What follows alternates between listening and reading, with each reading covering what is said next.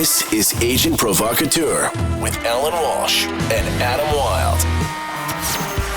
Our guest this week is an Emmy Award-winning sportscaster, television producer, broadcaster, podcaster, and the author of one of my favorite books of all time, Evolve or Die, Hard-Won Lessons of a Hockey Life. From longtime executive producer of Hockey Night in Canada, we've all seen him in the past on Rogers Sportsnet and as the legendary Bob McCown's co-host, amongst many other places we've seen him. Let's give a big welcome to John Shannon. Cool golf claps, John. Golf claps. I gotta tell you, I've never had applause for being on the air, period. So this is quite an honor. Usually to be the first. Adam, usually it's the Roman thumbs down that I get more often than not. So.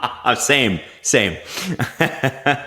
Well, I wanted to welcome everybody to the show, and I wanted to jump right in and start talking to John about his incredible life in hockey, both behind the scenes and in front of the camera.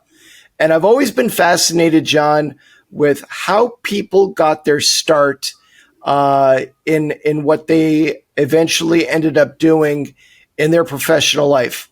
So you give us a little breakdown on how you broke into the business? Well, I grew up in a really small town in the interior of British Columbia, and I knew probably by the age of 12 that I wanted to be in broadcasting. There was no doubt. I mean, my mom and dad wanted me to be a lawyer. They're trouble, lawyers. And so well aware. Yeah. Well, you know what they say, when you find a lawyer at the bottom of the sea, you know how to describe that, right? No. It's a start. But at 12 years old, I knew that I wanted to be on the air. I wanted to be a broadcaster. I was in love with radio. I still am in love with radio. Television was fun to watch and to learn how to do television. So I went to university to learn to be a broadcasting person and got derailed for 35 years on being an announcer because the guys at Hockey Night in Canada hijacked me to become a production person. After I was, the day after I wrote my final exam at what was then Ryerson in Toronto, I was on a plane to Madison Square Garden in New York. And at the age of 20 was in the midst of a production team of doing a Toronto Maple Leaf New York Ranger game. And so it started that way. And I finally got my way, Adam, in 2009 when after I left the National Hockey League office, my friends at Sportsnet brought me aboard as an insider, someone who could tell stories about not necessarily players, but how the executive office works in the league. I had been in Board of Governors meetings. I'd been in general managers meetings, so I could give an angle that not many people on television would do. Yes, but you also spent so many years of your storied career behind the camera. Mm-hmm.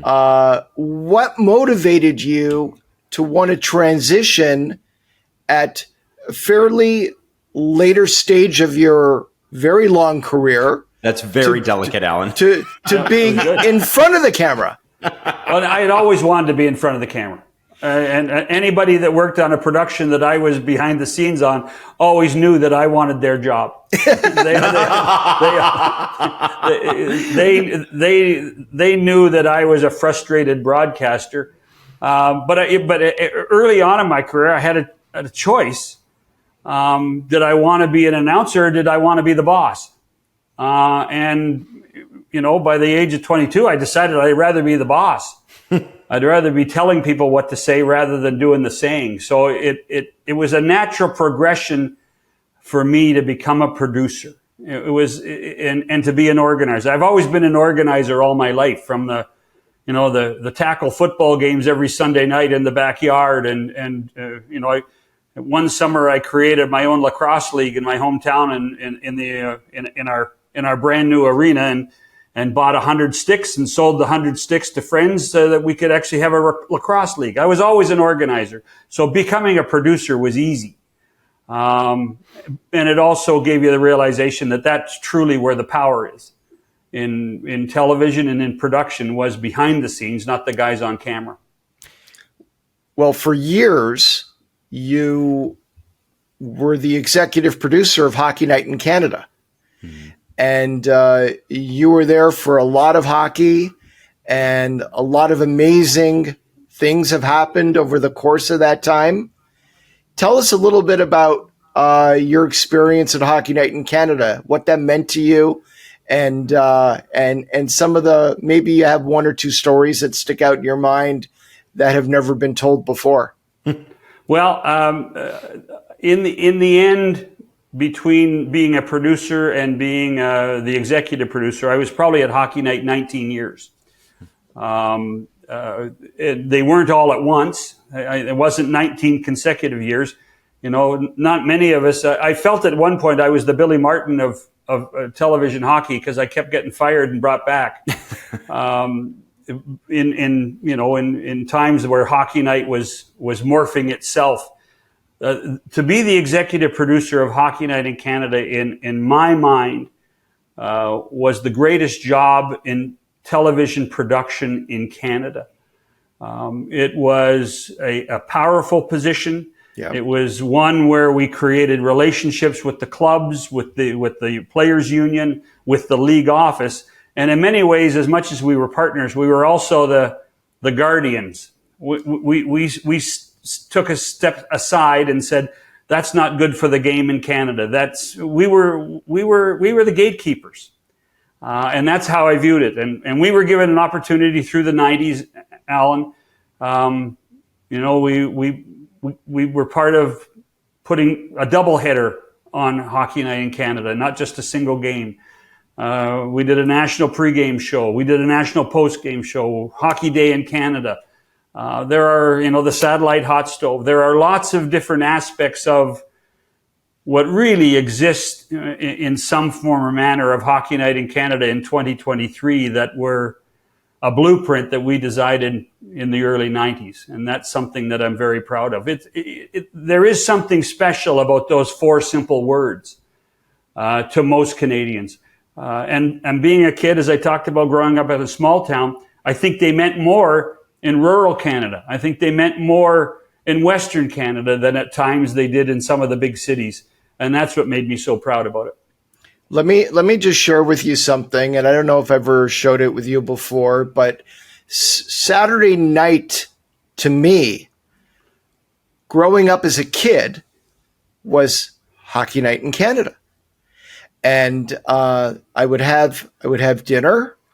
I would go down into the basement of our house where we had the biggest TV. And it looked like one of those old TVs from the 1970s. And I would wait for 12 inches, eh? And I would wait for the iconic Hockey Night in Canada theme, which is the ringtone to this day on my cell phone. And I would wait for Hockey Night in Canada, Danny Gallivan, Dick Irvin, the Baby Blue Blazers, and there was just nothing like it. I waited the whole week to be able to watch that show. And that wasn't just my experience, John, as you well know. That was the experience of kids and families and mothers and fathers and grandfathers, literally, as they said in the open, from coast to coast, right? And you talked about such a powerful position. It certainly was powerful, but to me, it was cultural. It was one of the things that defined Canada. And it's apropos that the word Canada was in Hockey Night in Canada, because, I've sat with many of the legends in the NHL, And when we talk about Hockey Night in Canada, when they were kids and they watched it, you know, waxing nostalgic, we get chills. I could see them sometimes get emotional. It holds a very special place in our hearts. Did you realize it at the time that that's what was going on? Absolutely. I got indoctrinated into the Hockey Night family in the mid to late 70s, starting as a $10 a game runner at Maple Leaf Gardens. And the $10 is a lot of money, Adam. $10 is a lot of money. I don't doubt it. That's good money. That's good money. but I coveted my baby blue blazer more than I did my $10. That was part of the magic of being around it. And to be able to walk in the bowels of Maple Leaf Gardens and the Montreal Forum and the Pacific Coliseum, because there was only 3 Canadian teams in the NHL at that point, to be able to do that and then to walk around every NHL rink during the Stanley Cup playoffs, proudly wearing that uniform, like we were the third team in every rink. We were the third team in every rink. And it was exciting. It was, lots of people thought we were too egocentric about it, but we were so bloody proud. We were so thrilled to be part of that. I had, you talked about Danny and Dick. I got to work with Danny and Dick a lot. Dick is still one of my great friends to this day. I got to befriend Dave Hodge. I worked for the great Ralph Mellenby, who got his cut at Hockey Night in Montreal, Allan. And those people became mentors. They became friends. They became associates. And every once in a while, I became their boss, which was truly amazing to me through that. But one of the great thrills for me was a lot of times when we traveled, we'd fly home Sunday after the Saturday night show, and you'd get on an airplane and sit in your seat, and then you'd overhear the conversation of the 2 people behind you. Hey, did you watch Hockey Night last night? Hey, did you see what Grapes said last night? And that was where you understood the impact of what Saturday night hockey meant to most Canadians. Yeah. Adam? Well, John, I'm listening to this, and I want to go back to mid to late 70s John Shannon. $10 a game, blue blazer, walking through, the Montreal Forum, Maple Leaf Gardens, and some of those legendary hosts you talk about, right? Those guys must have had a treasure trove of information and wisdom that they passed on to you when you were a young man. Can you remember a story or can you remember a particular thing that one of them passed along that kind of stuck with you your entire career? The interesting thing about it was that Hockey Night was going through a rather interesting time on and off the air. The game was changing. Television was changing. That's why I got an opportunity to be involved, was that it was growing leaps and bounds. The 4 new teams were coming in 1979. And you could see there was a need for someone like me within this group. So Dave Hodge, who's still one of my greatest friends to this day, 2 stories come to mind. The first one is about week 3 of my tenure as a $10 a game guy. I walked into Brian McFarland at Maple Leaf Gardens and said, "Mr. McFarland, I've done some research, and I've put them on recipe cards." So I gave him 10 recipe cards with 3 statistical notes on every recipe card. And Brian looked at it, and I say this, without criticizing Brian, but that was more research than Brian had done on the game in the last 2 years. Because you knew the game was changing. You knew how we broadcast the games was changing. And so information was power. So the following week, I came back to Brian with 10 more cards with information, updated information. And this is before computers and statistics were available on a daily basis. I had to cut the newspaper out and find all the clippings and all the stats of all the players on a daily basis. So the third week comes, and Hodge walks in and sees me give McFarland the cards. And he says, "What are you doing there?" I says, "Well, I'm giving Brian research." He says, "I want it too." So now I've got my recipe cards. Now I'm under pressure. I have to deliver recipe cards every week, because the first 3 weeks were kind of voluntary. But now I have to deliver it on a regular basis. And hockey nights, not in any position. I had to go to the local Kinko's and photocopy it myself and pay for the photocopying. So I was down to $8 a night because it cost me $2 to do the photocopy. So that's the one. And that's really how I got started, as being someone that's full of information and organized. And that gave me my one up on lots of other people. The other one was, I started as a young producer, and Hodge is now the host and I'm the producer. And I do an organized lineup of the show. And at the bottom of the second intermission, I leave a blank. Like, I don't know what we're going to do. And I leave a blank on the script, which basically told Dave Hodge that I had not been able to plan 2 full intermissions. So he came to me at that point and said, "Here's what we're doing in that bottom segment." And I didn't have the balls to say, "Well, no, Dave, I'm the producer. We're going to do what I do." But I hadn't planned it. And I opened that door a little bit of a crack, and he drove a Sherman tank right through the middle of it. And from that moment on, it taught me, Adam, that if I was going to be a producer, I bloody well better be prepared for every situation. And never, ever again in the 35 or 36 years that I was a producer was there ever a blank on my script. So any announcer could come in and say, "Hey, kid, you're not prepared. You better do it my way." John, can you take us inside a control room for a hockey broadcast?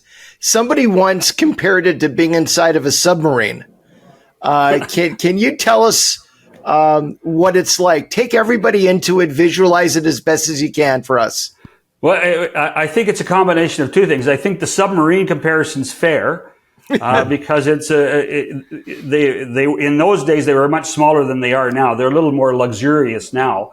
But I think it's a combination of a submarine and an air traffic controller, because what you have in front of you is not just a single monitor or a single periscope looking at things. You're looking at a wall of monitors with multiple cameras, multiple replay machines, multiple graphics situations. So you better be able to carry on 4 or 5 conversations and land 4 or 5 airplanes at the same time you're in a very close confine with the guy sitting beside you.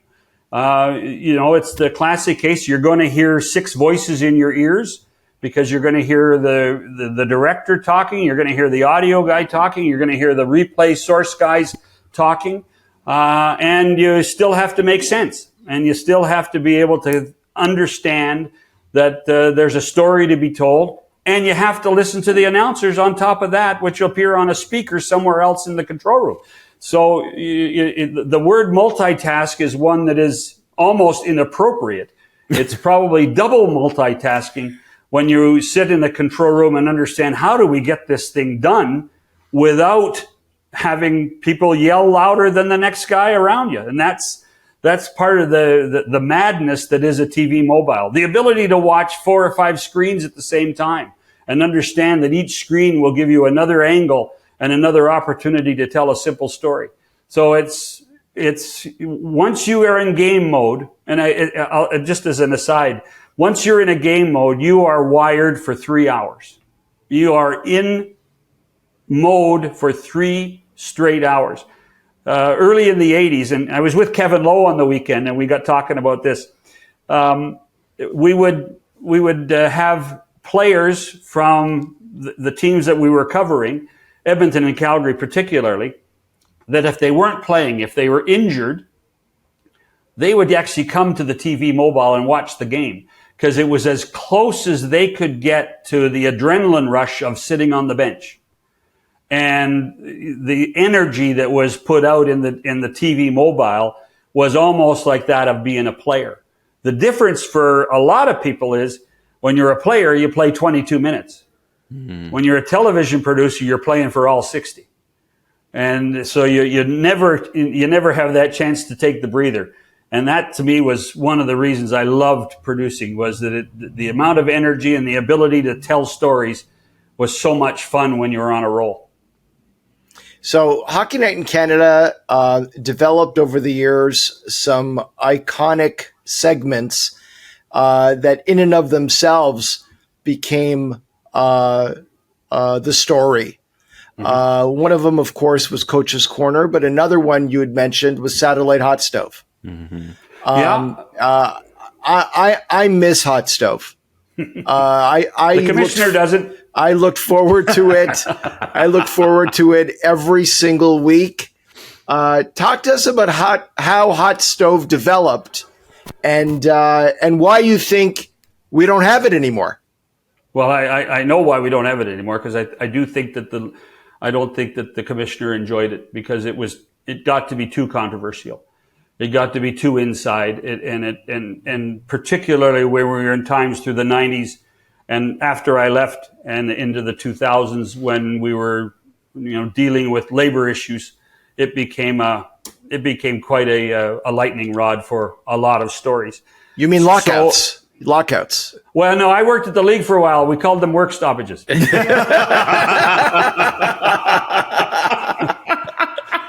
So, hey, when you look through the prism, Allan, the angle goes differently in certain parts. So the fascinating thing about the hot stove was two things. All the years that I traveled, I used to love going to Boston. And on a Sunday morning, I'd open up the Boston Globe, and Kevin Paul DuPont, who is a great hockey writer there, in the Hall of Fame as an associate member, had a full page of hockey notes. And Red Fisher did the similar thing in Montreal, and my pal Strachan claims he did it in Toronto, although I don't think I read it very often. But what would happen is that I would get frustrated. Why didn't we have something like that on television?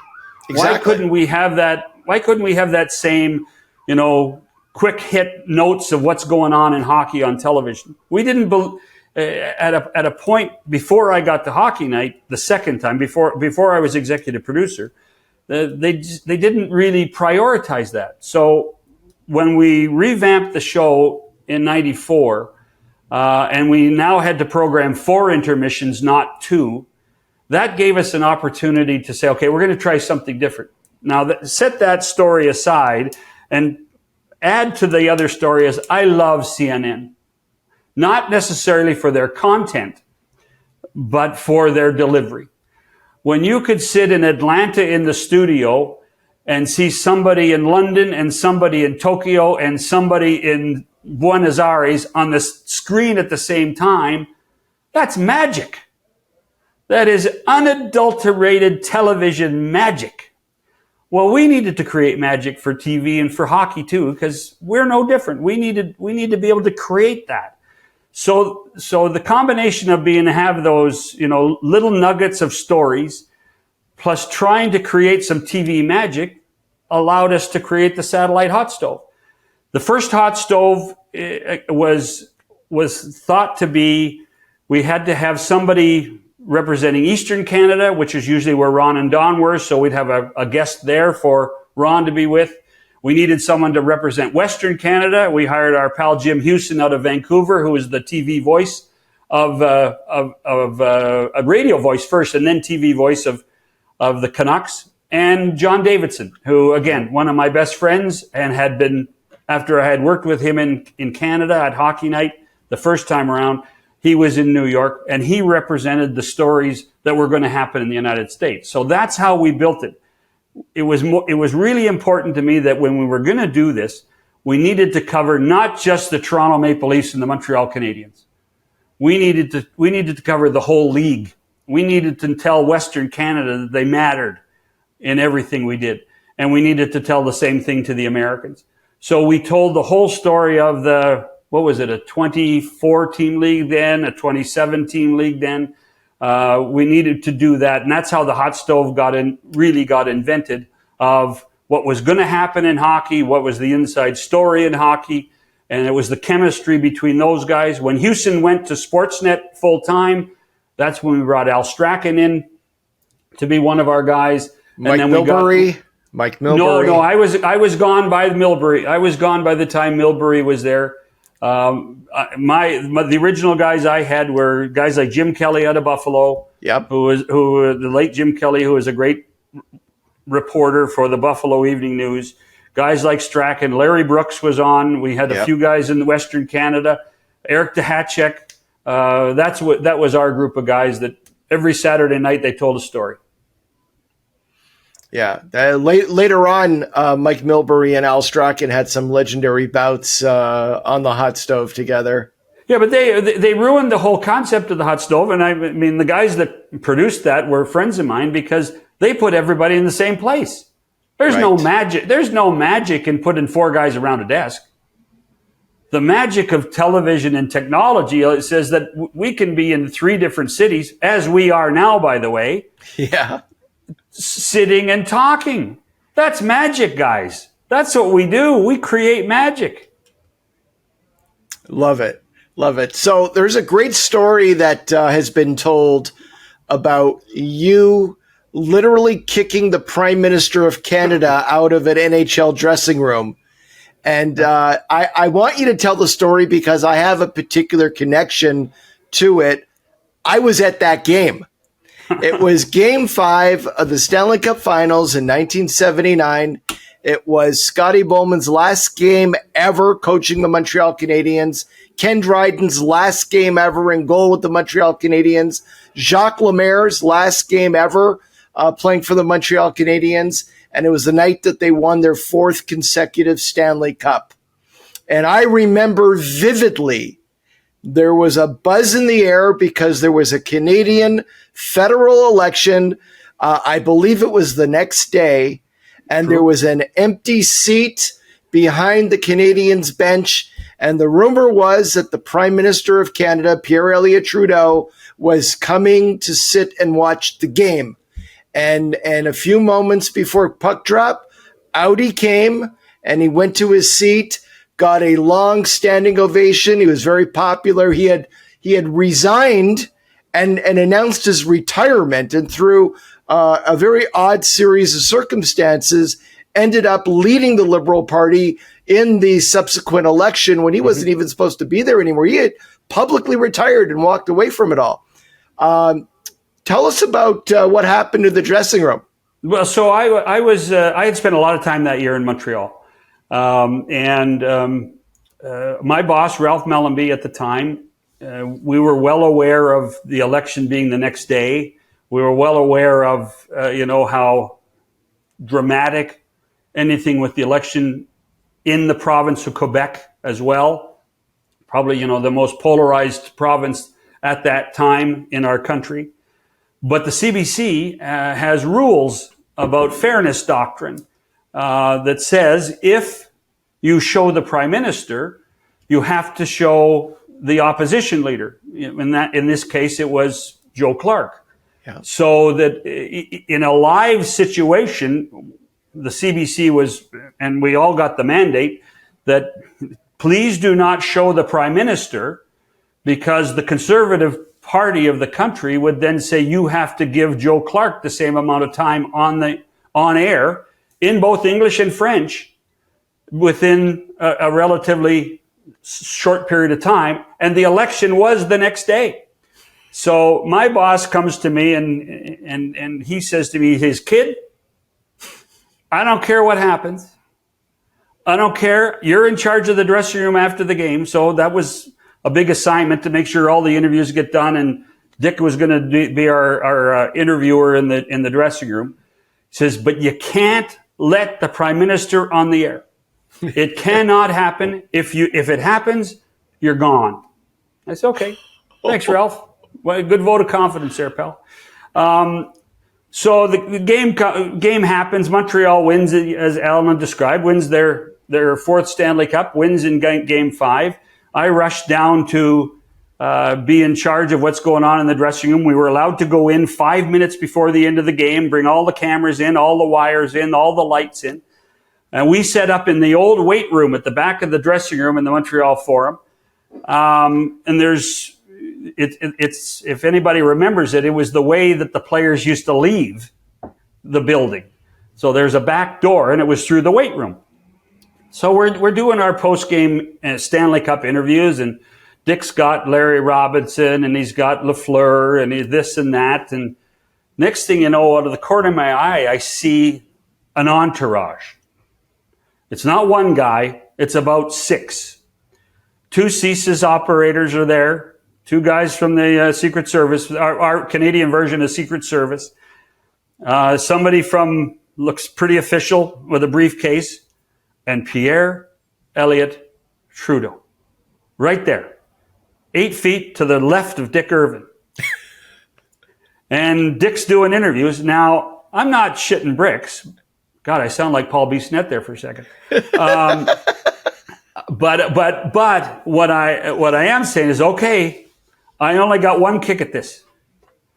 So Dick's doing an interview with Bob Gainey at this point, and the PMO's representative walks up and he says, the Prime Minister just needs to walk through. I said, no, I'm sorry, can't happen. The Secret Service guy says, Prime Minister's got to come through. He wants to go to the dressing room to congratulate the players. I said, no, it can't happen. I'm sorry.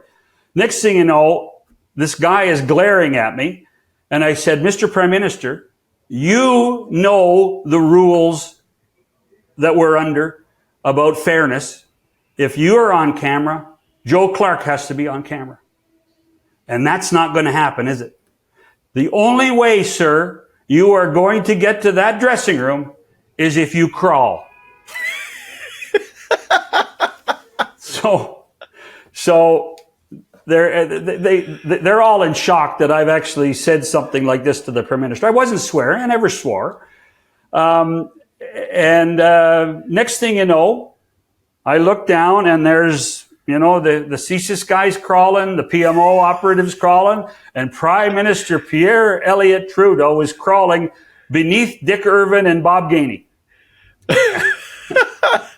So they all go through and they all get through to the room, and the Prime Minister's celebrating with the players, and we go to commercial, and Dick said, John, yeah, was that the Prime Minister? And I said, oh yeah. He says, you're good, man. You're good. So that has become a bond between Dick and I for the last, 1979. So what's that? 44 years. Unbelievable. Wow. Unbelievable. So, John, one thing I do want to discuss with you is some of the technological innovations that have taken place over the years, from glow pucks to what we see now, and maybe talk a little bit about where you think it's going in the future. By the way, the Fox Tracks puck in 1996, I believe it was the greatest money Fox invested in promoting hockey. And even if you didn't like it, what it did do, it told people in both countries that somebody was trying to help the game grow, and it was the best promotional tool the NHL and Fox had at the time. I think it cost between $6 and $7 million, and it was the best $6 or $7 million to promote our game in the United States. Did I like it? No, I didn't like it, but it was great promotion for the game because there was a much larger awareness of the game when it happened. HD has been overall. People are going to laugh saying, "What's HD now?" Because it's taken for granted. When Allan, when you were watching Hockey Night in Canada at 7:30 on a Saturday night in suburban Montreal, the old 4x3 tube was the way we watched. HD has changed our game for the good, I think, better than any other sport. If you look at the ice surface from the way we shoot it, it's a 16:9 ratio. So it's easier to follow the puck. The pictures are crisper.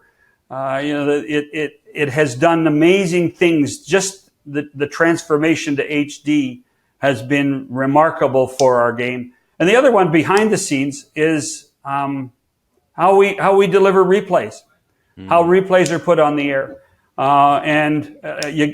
It's the guys at Fox, who are brilliant. The guys at Fox in the early to mid 90s bought this piece of machinery out of Belgium called an EVS, and it was basically a digital server that could recall replays instantaneously, as opposed to the old days of re-racking a videotape. And it changed the way they did baseball. And it just so happened, so we didn't have that technology in Canada. And a friend of mine was the director on Fox Baseball at the time, a guy named Bill Webb, who has since passed away, but the great Bill Webb. One day between games 1 and 2 of the World Series, I phoned him and I said, Bill, what machine are you using there that gets you, you could actually see a pitch count of 5 or 6 pitches, bing, bing, bing, curveball, slider, fastball, curveball, changeup. You could see that in, 9 seconds. What machine are you using? So he told me the name of the machine, and it changed the way we covered hockey when it comes to the amount of replays, the quality of replays you can put in. That's, to me, the greatest single advancement in technology of how to cover the game of hockey was the EVS. One quick aside, working at the CBC as a Crown Corporation, despite what people think, you don't have a boatload of money. There's not you're not walking off the elevator with buckets of gold saying, I work at the CBC and we're going to spend it. Didn't work that way. So I went to the people in charge of purchasing, and I said, we got to buy 2 of these things, one for the East and one for the West. And they said, no, we can't. We have no money. We have no capital expenditures in the next 18 months. The government's frozen us. So I said, you know what? That's the silliest thing I've ever heard. This is going to help us. And it's cheaper to buy it in the end than it would be to rent it. They said, no, not possible. So I went to a friend of mine. I've never told this story. This is going to get me in trouble. I went to a friend of mine and I said, if you go buy 2 of these machines for about $450,000 a piece, if you go buy these 2 machines for $900,000, I will guarantee you 2 rentals a week of $3,000 for the length of the NHL season, which is 30 weeks. So you do the math. I made that man a millionaire. Wow. I made him a millionaire. Wow. And we got our equipment. We had it in our budget that we could rent it. We didn't have in our budget that we could buy it. Wow. And to this day, it's one of those things you look back and you're saying, God, if we could just have some foresight on how to spend money properly, it would have been much easier for us. But my friend got rich, so that was all that mattered. Yeah, I was just going to say, those would pay for themselves pretty quickly, I would think, at that money. They paid for themselves. Well, here's the other thing, Adam. Part of the deal was I couldn't tell him what to do with his machines for the other 5 days of the week. I just had first call on them on Saturdays in playoffs. Wow. So next thing you know, they're on Blue Jay games, they're on CFL games, they're on... Wow. He did okay. Smart. Good for him. Good for him. Now, John, you touched upon it a little while ago. Gary Bettman has been the commissioner of the NHL now for a long time, and many of the executives, top executives in the NHL have also been there for a very long time. You've worked for them. How much interference comes from NHL New York, the NHL head offices, when it comes to the content of the broadcasts, particularly Hockey Night in Canada throughout the 90s, when you were involved there, 80s and 90s. Gary Bettman became commissioner in 93, I believe. February 2nd, 93, yeah. Right after the 92 strike, there was a movement to replace John Ziegler and bring in a commissioner. Can you tell us about that? Well, I can't speak for interference in the last while, but I can tell you right now, we had little or no interference at my time at Hockey Night. So we weren't getting phone calls on Monday morning. Why did you do this? Why did you do that? And in many ways, it was the other way around. We were much more demanding of the league than they were of us. Whether that was because, we had been around a lot longer than most other people, so that we knew where everything was buried. We knew where the skeletons were. We knew where it was important to find things, to fix things. Just as one aside, I started my job, and I'll get back to the Bettman answer because I think I know where you're going. But I do know where you're going.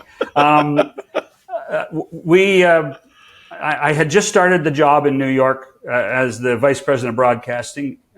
Gary and I had negotiated the deal on Blackberries. He was in Torino, I was in Toronto. And so right after the Torino Olympics, I joined the league.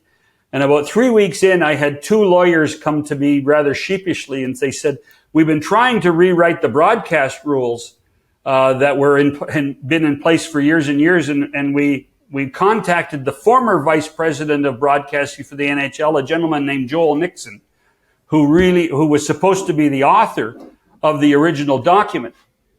And Joel Nixon's answer to them was, I don't know why you're talking to me. You should walk down the hall and talk to John Shannon because he wrote most of them. So in the end, when my time at Hockey Night was, we were always pushing the envelope. We were always trying to say we need to do more. My boss at the CBC, Allan Clark, was brilliant at allowing us to be more creative and try things and do different things. And that was at a time when the NHL was trying to transform from being in many ways a mom and pop operation to a major league. And that's what Gary did. Gary changed it from a mom and pop operation that was in charge of scheduling, officiating, and very little marketing. Gary Bettman brought infrastructure to the NHL, and with infrastructure comes control. And the only way he works is if he feels that he has control. And so that occurred when television contracts came up, whether it be with in Canada with the CBC. Every time that there was a contract negotiation, there was more control put in place for the NHL. Same thing at with the U.S. networks, whether it be ESPN or Versus for a while or NBC. There was control put in place so that there was an ability to help steer the message that was supposed to happen on the air every night. What about the broadcasters and analysts and so forth? Do you think the league any hand in having people terminated from their job or having certain people hired? That's a good question. I mean, I never, even in my time with the league, and I was quite aggressive working for Gary about trying to protect things. There were times that I would make a phone call and say, hey, listen, we don't like that guy. We would prefer you don't use that guy. It didn't happen often. And I think in the end, the broadcasters understood our position when it came to that stuff. I do think that right now in the United States, I think that if Gary has been unhappy or anybody in the league office has been unhappy, I think that both ESPN and TNT, for instance, have picked their poison. Who are they going to defend? Who are they going to? If Gary says I don't like that guy, I want him gone. And I think the networks have both said, no, you know what? We're in charge of hiring announcers. And it's one of those things where I do think that there might be a little more behind the scenes discussion than people realize. But in the end, both networks have come out and said, no, we're in charge of our people. So in 2013, the NHL signed a historic broadcast rights agreement with Rogers Sportsnet for $5.2 billion, 12-year deal that is going to come up in 2025? I think 3 more. I think it's got 3 years. This year and 2 more, Alan. So that'll be 25, 26. Right. Where do you think it goes from there? What happens next? Well, that's an interesting question. And I think the first question is will people within the league office, will the member clubs, will the Players Association, because business partners now, right? HRR is 50-50, right? Yep. Will they have viewed the 12 years as a success? And I think that, the $5.2 billion says it was a success. I think that I think there's been growing pains. When I was at Rogers, I think we had growing pains. And I think that there have been growing pains. And I think that believe it or not, at 9 years in, I think they finally settled into a system now that they might be happy with at Rogers. Their commentators seem to be settled. Game coverage seems to be settled. But do you want to put all of that in one basket with one partner? Does that make sense? And more importantly, do you think you're absolutely going to be able to get $5.2 billion for the next 12 years from one person? And I just don't know if that's possible. I really don't know if that's possible. In this day and age, following the COVID situations, where the money in our business is. Adam, I don't have to tell you where the money in radio and television has gone, in the linear world. It's disappeared in so many ways. So how are you going to take that one basket and fill it up to the same amount without having more than one business partner? You're going to need more than one business partner. In our country, that means at this point, you're either going to be a business partner with Rogers, with Bell and Rogers, and then who else is out there in order to jump in and say they're interested. We've seen what Apple's done with MLS. We've seen what Amazon, who, by the way, have a little bit of an ownership interest, or at least some of the principals do, in Seattle. So there's obviously a love of the game in Seattle. Amazon has done with the NFL. Is there interest there? Look what Apple's now going to bid for F1 for $2 billion.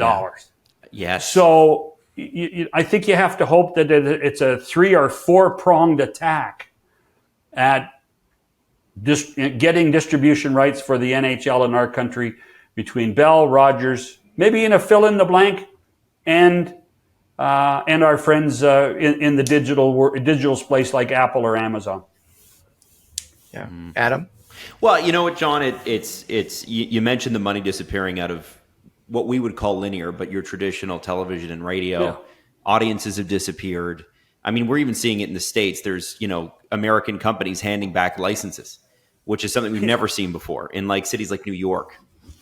A lot of people, and because I run a small network with Jesse and Steve, a lot of people reach out and they go, "What's my way in?" 5 to 7 years ago, I would have said, start in radio, go to a small town, make a ton of mistakes, learn how to tell a story, and kind of work your way up from there. That path really no longer exists. What do you tell when the kids ask you, what do you say to them now about broadcasting, online streaming, whatever you want to call it, and the best way in? What would be your advice? Well, it's funny. I'm sitting here in an office at the College of Sports Media because I actually teach. I teach production 2 days a week for my pal Dave Lannis. And what I tell them is, and I'll tell you exactly what I told them when the term started was, there are more sports fans than ever before. There are more sports than ever before. The only thing that's changed is that pipeline of how we're going to watch them and how we're going to play them. That's the only thing that's changed. So whether it's through conventional television, cable TV, something that hasn't been invented yet, because by the way, something's going to be invented in the next 18 months that's going to change it. We know that because that's what's happened in the last 10 years. Everything gets reinvented all the time. there is still a need for people to broadcast. There's still a need for people to announce. There's still a need for people to do behind the scenes. It's just not the same way it was 20 years ago. Mm-hmm. So there's going to be lots of jobs. They may not be as high paying jobs, but they're going to be lots of jobs. And if you love this business and if you have a passion for sports, jump right in with both feet. But but you have to, don't think with blinders on. Don't think that this is the only way. I have to, to your point, I'm going to start at a 5,000 watt radio station and I'm going to work my way up. Do it. You and Steve and Jesse have done a magnificent job. Starting with what? How about nothing? And working your tails off and creating something. There's nothing to stop right now with technology at our disposal, nothing to stop anybody from contributing. I can run a TV network off my darn cell phone now. So why can't people create content that is compelling, exciting, fun to watch? And that's the message I think that we all have to give to everybody. It's no different than what you guys are trying to do even with this show is, be entertaining, fun, and enjoyable, and maybe learn a couple of stories. Yeah. Okay. I love that. I think it's, what's John, what's refreshing about that answer, and then Allan, I'm going to turn it back over to you, is it's hopeful. There is so much doom and gloom right now. Oh. It's so nice to hear somebody have a positive perspective on it. I believe in the business. I believe in sports still. There are things within the industry I don't like about how we cover things, but those are symptoms. That's not an illness. Mm-hmm. We're going to be fine. I mean, all I have to do is understand that my wife now has about 14 apps on our television that I'm paying for, so she's still getting her television. Yeah, 100%. We're still getting it. Be creative, build a new app, get into those things are going to happen and have happened, and we're doing just fine. Do you remember when Netflix was actually DVDs? Yes. Sure. They've done okay, haven't they? I used to get the 2 in the red envelopes in the mailbox. Sure.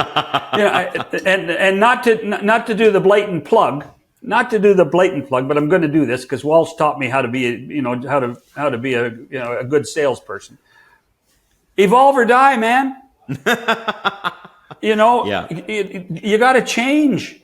You got to be prepared for change. You got to be open to change and still maintain some credibility and some creativity. That's what this is all about. It's not brain surgery. It's more common sense than that. So, John, let me ask you, because it's something that I've always wondered. You have the NHL rights now, national rights split between 2 networks, ESPN and TNT. Why aren't you there? Allan, I tried. I tried. The moment the ESPN deal was announced, I made phone calls. The moment the TNT deal was made, I made phone calls. I got very little response from either place. It was in the last 3 years, I think with everything that's gone on in our lives. I'll survive anything. I'm like a cockroach, you can't kill me. But, in my opinion, neither network had the courtesy to give me a chance. And it was disappointing. I mean, whether I was too old, the fact that I was Canadian, I don't know. I understand, I understand this game. I understand the television business. I think better than anybody else on this continent when it comes to this game of hockey. When it comes to putting the puck in the net and telling stories. And I just wish that I had been given an opportunity to talk to them formally to make it happen. Because I do think I could have I think TNT's been fine. But I do think I could have made ESPN better. And I probably could have helped TNT at the same time. I just don't know why they wouldn't have come to you and said, John, whether it's behind the camera or in front of the camera. I wouldn't have been in front of the camera. I was not. I tell you what. I'm not good enough for me to hire me. Okay. I don't agree with that. But well, no, that's fine. But I think that quite honestly, I think people are afraid of me. I think people will say, "Oh, we don't want him around. He'll tell us the truth." Yep. And we don't want him around. I truly think that was the case. And I think that was probably the word of mouth. You don't want Shannon around because he's going to tell us how to run our network. And I would say, no, I'm not going to try to tell you how you run your network, but I am going to try to tell you how to put hockey on your network. Exactly. Exactly. And ESPN, for all their expertise, had been out of the game for a long time. And they were literally starting up from scratch, almost from scratch, with all due respect to the few people who were there who had any coverage of hockey.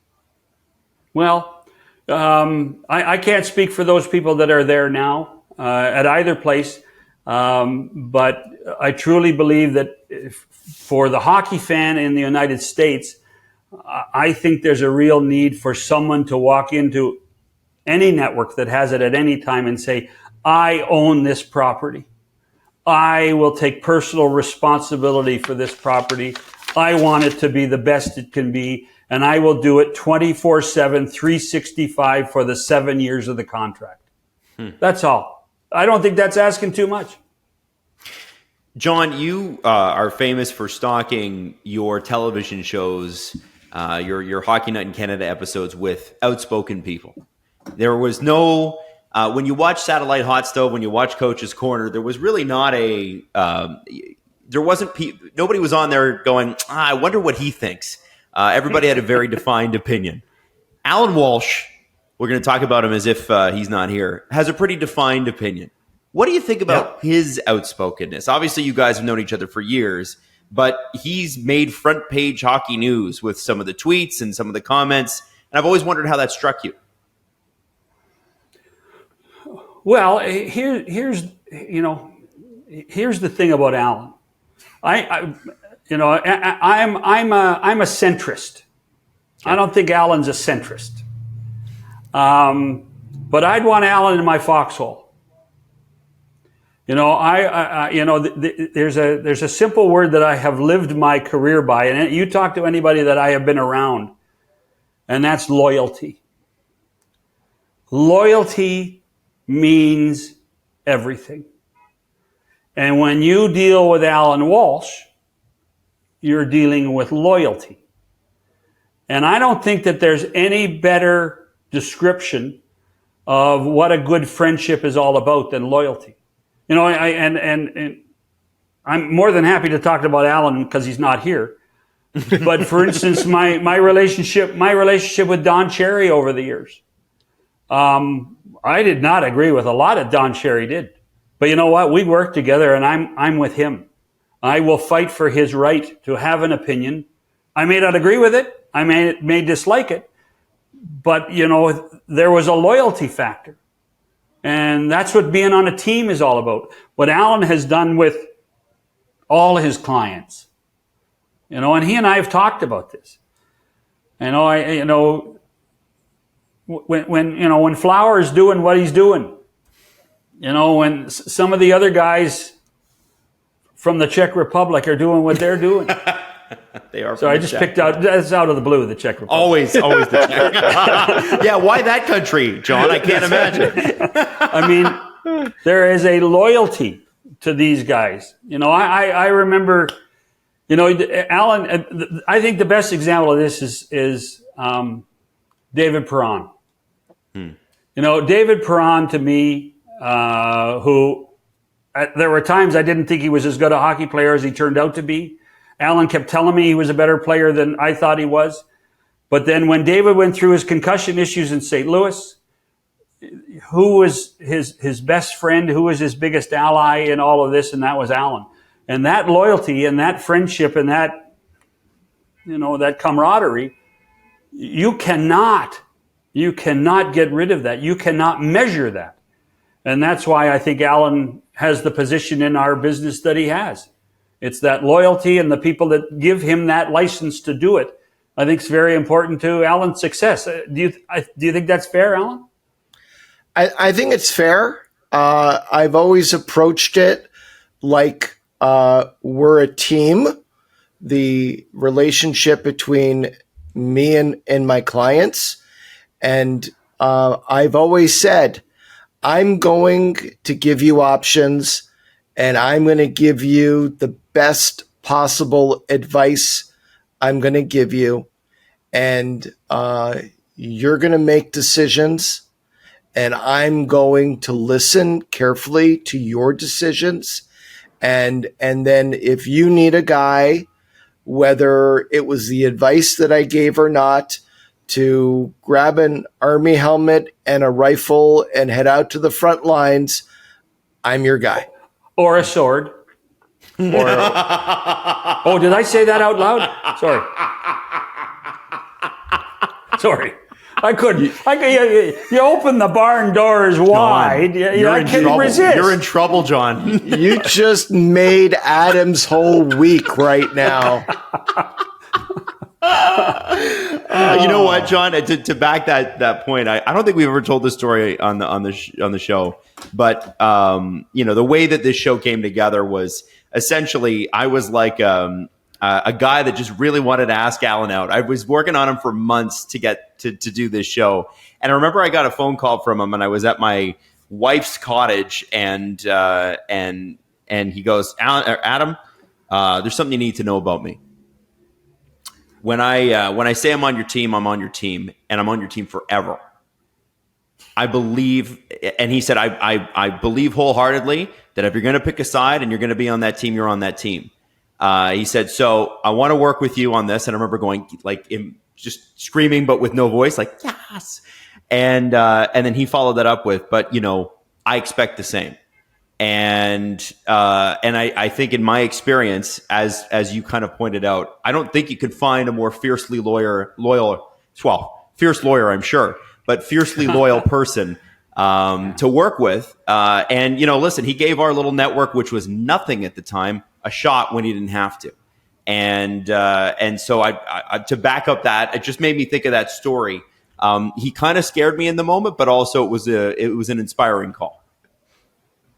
No, hey, listen, I will tell you right now, Adam, that I'm the type of guy that if I need to know somebody, I'll just pick up the phone. So I got to know Allan one way. I said, hi, I'm John Shannon. Mm-hmm. We have to have dinner. Oh, and you're gonna be in Toronto at the Combine. I live out there. We picked a restaurant in the West End. And we sat and had dinner, and it was supposed to be about an hour and a half dinner. I think it turned out to be 5. Oh, yeah, the best. It was. And by the way, Adam, I picked up the check. Oh, okay. Yeah. Allan was kind enough to pick it up for us when we had no money. So it's good. Well, John, we fought over the check, and you won. Yeah, because it was my restaurant. It was my place. And it was. And I'll tell you this. When people say to me, you have some memorable nights and some memorable time conversations and things that really are meaningful. And you can go through days where you're going through a lot of your daily, you got ups, you got downs, but you don't have a meaningful interaction. I remember that dinner, John, and that conversation and how, we were both very engrossed in what we were talking about. And you gave me a lot of unsolicited advice. As I want to do most of the time, Adam. And I appreciated it. And I came away from that meeting and I was like, this guy, John Shannon, I want to be one of my friends for the rest of my life. And you have that effect on people. But, you made a point of like, no, I want to have dinner with you. and we sat down together, and it was like 5 hours, and we're closing the place up, and people are like, are these two guys ever going to stop talking and get the hell out of here? It's really the only, again, I think there's lots of people it scares. It's really the only way I know how to get to know somebody is you pick up the phone and say, we've got to talk. Right. I was taught that by my mom and dad was, look people straight in the eye, shake their hand, and say, let's go. And it's in my opinion, it's put me in good stead for most of the places I've worked. So really one last question that I have for you before we'll let you go. You've been very, very generous with your time. How is Bob McCown doing? And what has it been like, really, like growing up? It was Johnny Carson and Ed McMahon. Bob McCown has been the Johnny Carson of sports for so many years to so many people. And you've been there by his side as his co-host, but a lot more than that, because you've helped Bob become Bob. And you guys have incredible on-air chemistry. How's he doing? And can you please send him our love and our regards? You will do that. I will do that for you. You've done it just by saying what you said, because I'll make sure he sees this, and then he'll give me shit for talking so much about myself. I've had the great pleasure of, in my opinion, working with the greatest sports broadcasters in our country. I morphed from Dave Hodge to Ron McLean to Bob McCown. And have worked closely with all three and view all three as great friends still. Bob is an unbelievable communicator. Bob knows what makes people tick. And that's what makes him so special as a broadcaster. And he's really efficient with his words, which is something that not many people are these days. And he listens to answers in order to elicit the next question. But he's going through a tough time. He's had 3 strokes over the last 5 or 6 months. The last one he had while he was in hospital after he checked himself in following our interview with Bruce Boudreau on June 17th. He has learned to walk again. He has learned to speak again. He does come on our show twice a week, Monday and Friday, normally for 4 or 5 minutes, just to give an update. And more give an update, maybe get an opinion or two out there, but also to tell people that you can fight through these things, that you can be a difference maker. If you're having a stroke if you had a stroke and you've had problems, Bob's fighting through it too. And it happens to all of us. So he's doing all right. He's I would tell you he's between 60 and 70% of being Bob. He got mad at me last week, so I know he's getting closer to being 100%. He's getting a little more critical, which is a good thing. But my hope is that we have Bob back in his chair by the end of the calendar year, and then we'll be back to normal, and it won't be normal until he is. Well, that would be amazing. Yeah, that would be amazing. Devoted everyday listener for many, many years. So it's you were a first-time caller. No, first-time caller, long-time listener. To call Bob. I was too afraid. He'd have torn me up, John. He'd have torn me up. Well, I'm not sure about that, Adam. You guys have done a hell of a job with your careers. Appreciate it. Well, this has been. I mean, I was telling Allan, and I was saying before, the first time I met John Shannon was at Mario Lemieux's. Not Mario Lemieux's, Ty Domi's book launch. I can see why you could confuse Mario Lemieux and Ty. So. Well, very similar careers. But Mario was there. Yes, he was. But yeah, I sat with John and Curtis Joseph and listened to them trade stories all night. It was a pretty spectacular evening for a 25-year-old, I think. I was blown away. So I was looking forward to this interview. Well, I tell you, it's awesome. been a treat for me. As I've told Allan many times, anything he wants, I'll do. So happy to do it. Well, listen, John, thank you so much for being so generous with your time and coming on today and telling some amazing stories. We really appreciate it. And the name of the book, if you want to read the greatest hockey book ever written, sorry if I'm embarrassing you, John, but it really is an incredible, incredible book. I've read it 3 or 4 times now. I keep going back to some of the amazing stories in there. I love some of the anecdotes about some of the people like Glenn Sather and so forth. But the name of the book is Evolve or Die, Hard-Won Lessons of a Hockey Life. And it truly is, John Shannon, you've lived a hockey life.